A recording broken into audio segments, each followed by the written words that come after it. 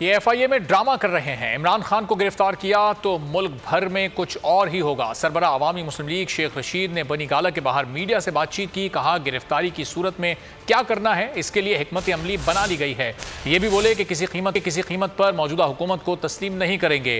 कहा इलेक्शन का ऐलान होगा तो ही मुज़ाकरात होंगे, वरना हुकूमत से कोई बात नहीं करेंगे। वाज़े किया कि स्पीकर को नहीं मानते, PTI का कोई रुकन पेश नहीं होगा। गिरफ्तार किया गया तो उसकी स्ट्रेटजी भी बनाई गई है और जो सबसे बड़ी बात की गई कि किसी कीमत पर भी मौजूदा हुकूमत को तस्लीम नहीं किया जाएगा और इलेक्शन ही वाहिद हल है। और सेकेंडली ये फैसला भी किया गया है इलेक्शन के अलावा किसी किस्म के कोई मुज़ाकरात किसी से नहीं हो। और जिस तरह ये अपने केसेस ही कर रहे हैं, FIA में ड्रामा कर रहे हैं, ANP में ड्रामा कर रहे हैं, ये सारी बातें जो है अगर ये इमरान खान को गिरफ्तार करेंगे तो मेरे ख्याल में फिर इस मुल्क में कुछ और होगा। स्पीकर के पास पेश होने की ये फैसला दिया गया कि हम इस हुकूमत को नहीं मानते, इसलिए कोई पेश नहीं होगा स्पीकर के पास।